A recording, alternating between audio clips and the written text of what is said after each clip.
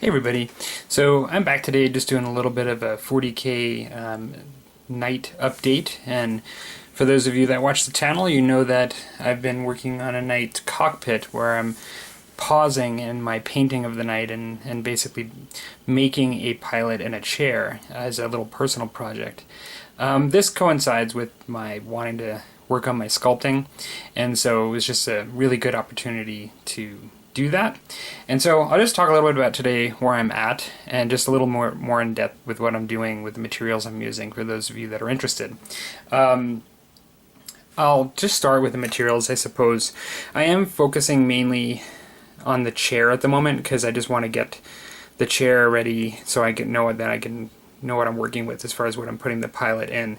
But I had to in some ways do this a little bit in tandem because I also wanted to sculpt the pilot just to make sure that it fits in the chair, things like that. So right now I have had a little bit of a step forward today in this process in that I've really got the basic structure of the chair, no detail, but just sort of the basic chair structure with the super Sculpty firm putty that I've chosen to use for the project. So this is my first time using the super Sculpty putty, and when I first put it on today, I'll be quite honest, I had a moment there where I really thought I was just going to stop and maybe go back to green stuff. I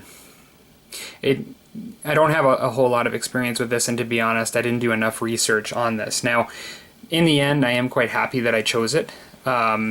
In doing a little bit of research, even during the process, I figured out some things I need to do to make it a little bit more workable for me. But I'll just show it to you. I mean, this is something that you can just get at Michael's. It's just a firm oven-baked clay, and sort of looks like this when you get it. And it's actually quite tough. So you have to condition it, and that really helps make it more workable in the sense that by just pressing it over and over, sort of like what you would do when you mix the yellow and the blue-green stuff, you sort of do that with this, just alone. You just sort of rub, like kind of knead it in your hands. It makes it much softer, but I still found, not that it was too tough, but I found that it was kind of dry, like when I was putting it on, and it wouldn't really stick to the green stuff amazingly well. Like I could get it to stick, but it was still a little difficult to work with. Now what I did read, and I was a little wary about this, but I read that if you use alcohol, and I just so happened that I've showed this before, that I mix with my paints, I had some isopropanol 99%.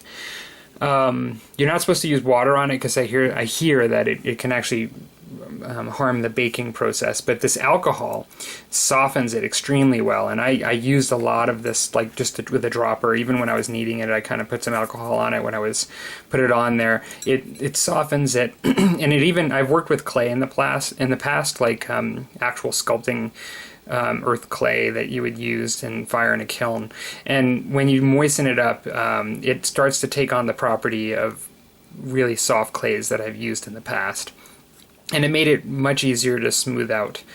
And so the tools that I used primarily today, I mean, I have a number of sculpting tools here that I've picked up over time, and I do have these, you can see some of the super Sculpties on here just from working with it here.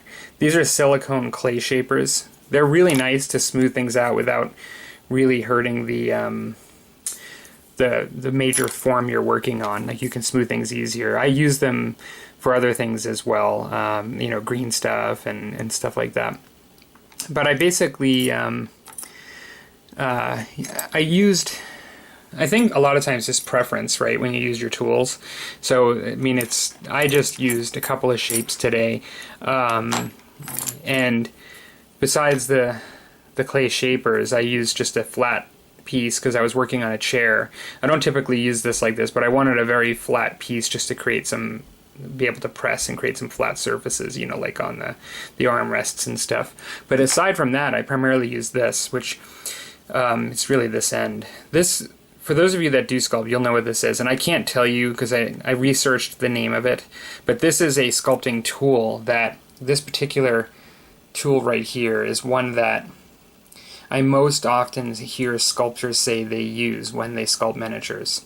It is a dental tool, and I ordered it. And for those if somebody's really interested, I can let them know what it is. But this side here, it's almost like a finger without, like it's almost like the tip of your finger, but without, you know, the fingerprints, obviously.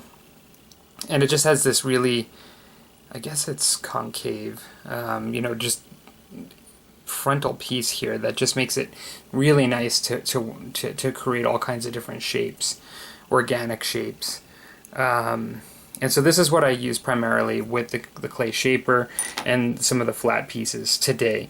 Now, I'll throw a picture up, just a snapshot from the last video, but you'll notice that I basically made this chair skeleton out of foam board. And I just cut a couple of pieces and then created a backing with some styrene plastic, and I just sort of made this like foam board styrene skeleton of this chair. And I completely made that process up as to how I did this. I just really didn't know how best to do it, to be honest. So I just kind of made the basic form, and I had some little styrene pieces for armrests too, just coming up straight. And I'll show a picture right here from my last video where my last progress was, where I had the chair with some green stuff, just some putty to get going and give it really sort of hold it together and give it some more shape. Well, today I was able to get more of the basic throne in place, and I still have a little bit of smoothing and a little bit more to do for sure, just to even for the basic shape, but it is light years, I think, ahead of where it was this morning, because essentially this morning it was in basically this spot that I've shown already. And next I'm going to work a little bit more on it. Now this isn't hard, and one of the things about working with a clay versus green stuff is this isn't going to cure. I mean, like, it's going to remain to a degree fairly soft until I fire it. It'll be much harder than when I worked on it with the alcohol and moistened it. It'll you know, have a bit more integrity, but I will damage this if I just sort of hit stuff into it and things. It's not tomorrow going to be like doing a green stuff conversion. So that's an interesting piece around this. But when actually putting the alcohol on and running like a tool over it, you can really smooth it. And you know what I found is you can almost, I know for those of you that are sculptors, I'm just speaking a really rudimentary amateur perspective, like, because although I've taken a number of classes years ago, I would consider myself an amateur. But you can almost carve the clay, and I don't mean like hard carving, but when you wet it with the alcohol really well, it gets to the point where you can literally take the top layers off and it gets very liquidy and pasty, almost like a pumice. And I think that's probably the best comparison. It's like that, if you ever used pumice, that you have that sort of really liquidy solid material over the top surface when you're rubbing on something. It gets that sort of texture, and you can just sort of wipe it off and smooth it really easily, much differently than when I'd work with green stuff like the 2-part epoxy. So that was kind of nice.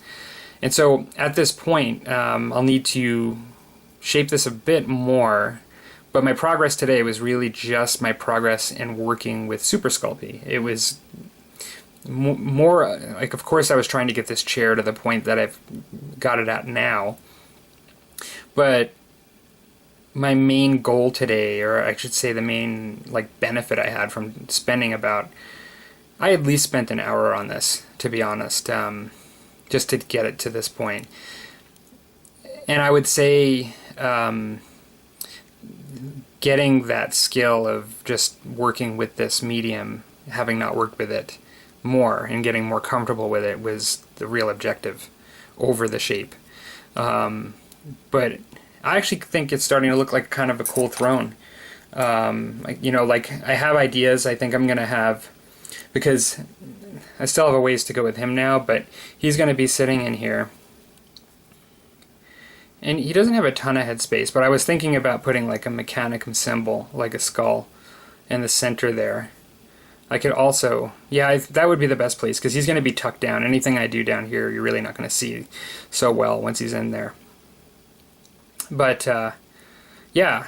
One of the things I did do, and I may pay for this in the end, but I will have to cut some of the lines here to get this off, but I actually crazy glued the green stuff to the bottom of the bottom of the chair that has a layer of green stuff on it to this. And so I'm going to have to snap this off. Now obviously if I just take it like this, because this can bake at 200 degrees, I think I'm going to bake this on it, on this. And I'm going to cut the lines and create like basically a separation from this as far as appearance goes. And then what I'm hoping I can do is once I've finished baking it, I can just kind of snap it off. That might be a learning experience. I may end up having to do some patchwork just because it's my first one to realize a better process in the future. I didn't really think of a good way of putting it on something else because it's a chair and doesn't have pegs on the bottom. Because I do need the ability to press on this, on these things, you know, and without them falling off and giving, like having a resistance, I think I'm going to try to make a pedestal like I've seen other sculptors do, and rather than use this, which even when working on it, having it pressed down, it bends a lot, I'm going to take a piece of wood, drill a hole through it, and cut it in half, and take a nut and a bolt, and basically you trap these pegs between them. And I think that'll give me better, a sturdier platform to work on for this. So yeah, I don't know if I showed this. I think I might have in the beginning, but when I did do my initial sizing, I used Victoria Miniatures Fusilier that I have a little steampunk troupe, because he's sort of like a human in 28mm. I thought it would be a good. I always like the proportions on these miniatures, and so I kind of use this as in some ways as my proportions when building the skeleton up. And so that's why I have that there. Yeah, so that's pretty much it. You know, if anybody kind of is interested in this stuff too, or doing sculpting as well, feel free to leave comments and chat about it. But doesn't look like a lot that I've done here so far, but it was sort of a nice leap for me today, actually, just working with a new medium in general. Is a bit of an exercise in of itself. Honestly, I mean, I don't know if it's a chicken and egg thing, but I had a harder time adapting to green stuff than this. But because I've adapted, and I've worked with clay before, like I've said, so that might be part of it, but part of it may be that I've been sculpting with green stuff and I'm not starting from scratch. So when you're not starting from scratch, it just sort of makes everything a bit easier. So next up, I'm going to think about what I'm going to do for detailing. I do think I'm going to put rivets in this, and I'm thinking a border around here and maybe a skull in there. I'm not going to go crazy, but I do want it to look a bit industrial for the inside of the cockpit in the Knight Titan. Okay, hope everybody's weekend's going well, and thanks for watching. Take care.